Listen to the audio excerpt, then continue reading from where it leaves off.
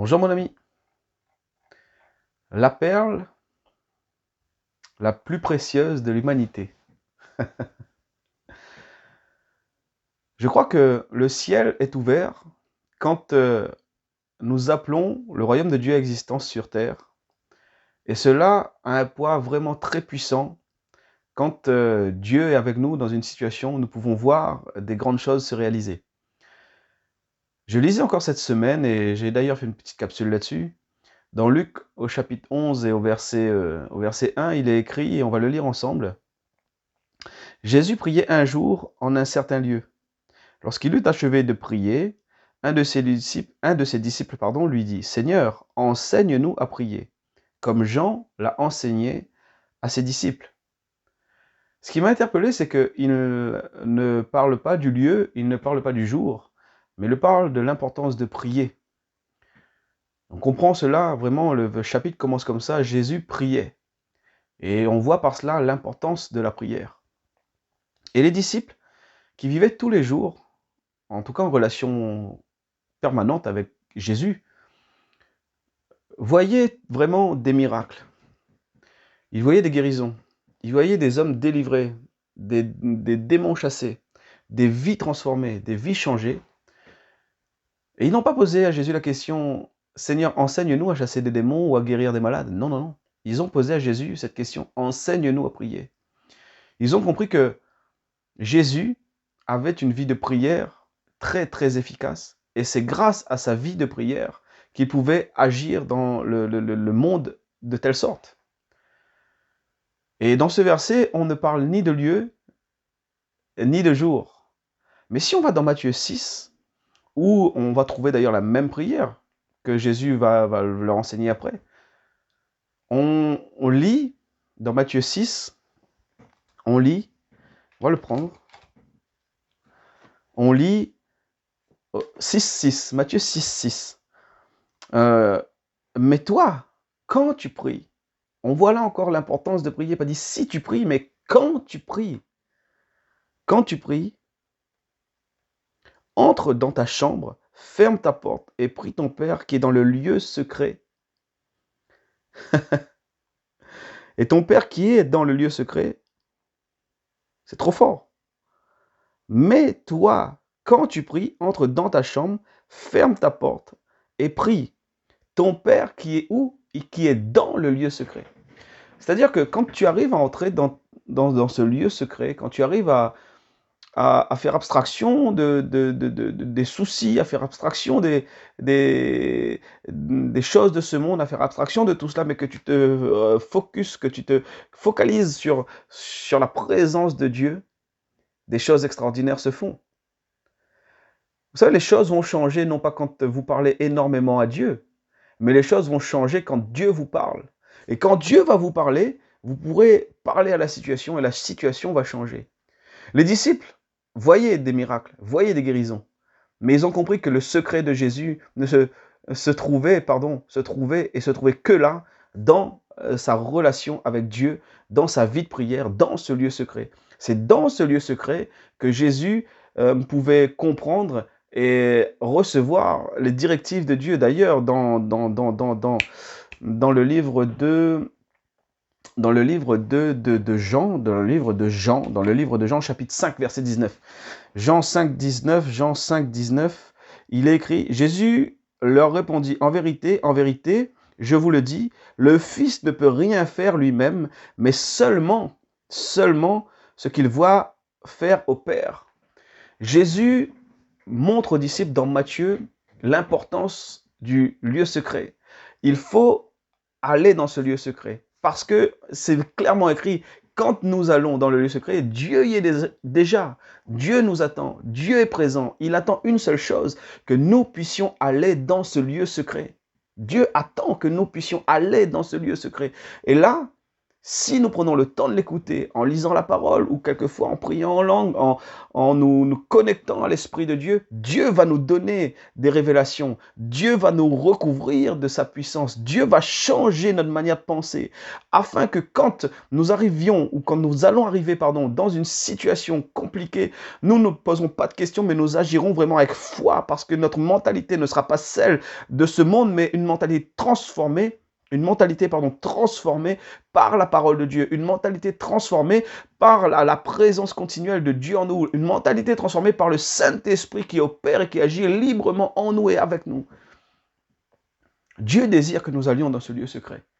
Jésus lui-même n'a rien fait d'autre que ce qu'il voyait faire au Père. Et il nous enseigne d'aller dans ce lieu secret pour nous connecter vraiment au Père afin que nous puissions sur terre agir.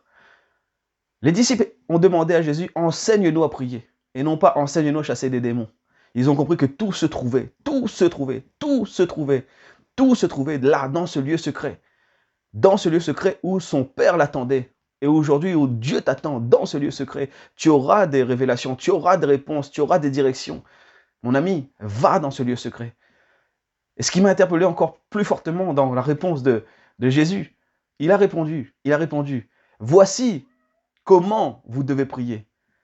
Il n'a pas dit, voici ce que vous devez prier. Il aurait pu dire, voici ce que vous devez prier, vu que derrière, c'était la prière du Notre Père. Mais il a dit, voici comment.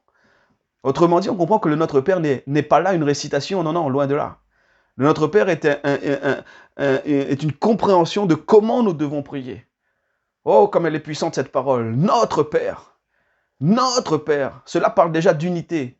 C'est pas le Père de n'importe qui, c'est notre Père, le mien, mais le tien, le nôtre, notre Père. Quand un peuple s'est uni, quand nous disons notre Père, balayant vraiment les dénominations, balayant nos manières de penser humaines et charnelles, mais se concentrant sur le Dieu qui est notre Père, qui est où? Aux cieux. Et la Bible dit que nous sommes assis dans les lieux célestes, à la droite du Père. Notre Père qui est aux cieux, que ton règne vienne. Comment son règne va venir? Par nous, nous sommes sur terre les ambassadeurs de Dieu. Que ton règne vienne. Et d'ailleurs, tous les miracles que les disciples voyaient, toutes les guérisons qu'ils pouvaient voir, ce n'était que la manifestation du règne de Dieu sur terre. Que ton règne vienne, que ta volonté soit faite. Alléluia. Quelle puissance! Le Notre Père n'est pas une récitation, non, loin de là. Mais le Notre Père est vraiment une manière de comprendre comment s'approcher de Dieu. Premièrement, on s'approche de Dieu en l'adorant. En le remerciant pour ce qu'il a fait, pour ce qu'il est, pour ce qu'il a fait.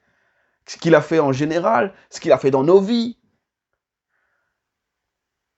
Ensuite, on prie que son règne vienne. On est centré sur Jésus, concentré sur Jésus, concentré sur Dieu, sur sa volonté. Et ensuite, donne-nous aujourd'hui notre pain quotidien. Et nous verrons dans d'autres versets que occupez-vous des choses de Dieu, du royaume des cieux, et toutes choses vous seront données par-dessus tout. Jésus nous enseigne clairement à nous focaliser sur lui, sur ce lieu secret, sur sa présence, entrer dans le lieu de sa présence, être connecté à Dieu, afin d'être dirigé, afin d'être encouragé. La perle la plus précieuse de ce monde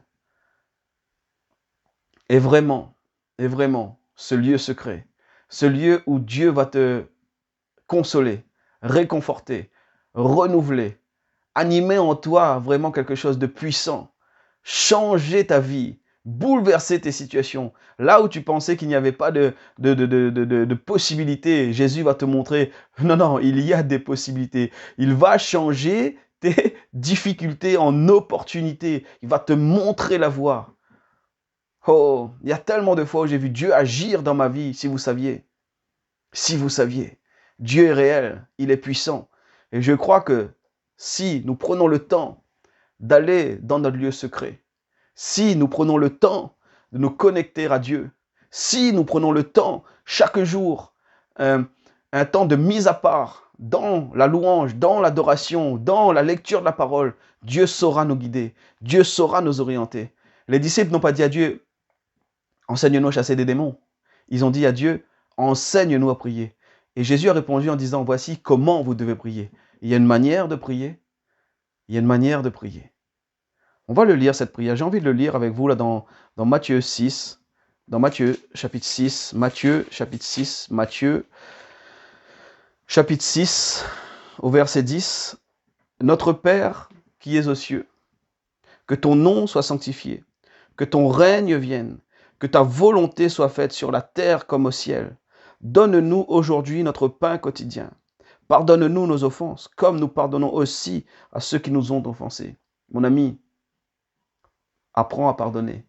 Apprends réellement à pardonner. Ne nous laisse pas entrer en tentation, mais délivre-nous du malin. Car c'est à toi qu'appartiennent, dans tous les siècles, le règne, la puissance et la gloire. Amen. La parole commence par notre Père et elle finit par ton règne vienne. Dans notre lieu secret, mon ami, Dieu nous conduira et nous orientera toujours, toujours, toujours à exercer vraiment l'autorité du royaume des cieux ici sur terre. Et si chacun de nous prenons part à ce que Dieu nous demande de faire, je crois que les situations vont changer.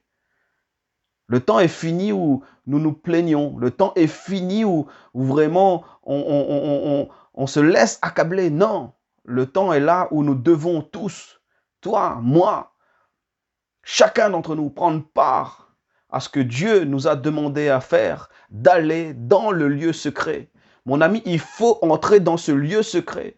Il faut entrer dans ce lieu secret. Il faut se connecter à la présence de Dieu. Il faut te laisser changer les pensées par les pensées divines qui viennent du ciel, afin que ta vie soit éclairée, afin que ta vie change, afin que le royaume de cieux, ici sur terre, soit manifesté.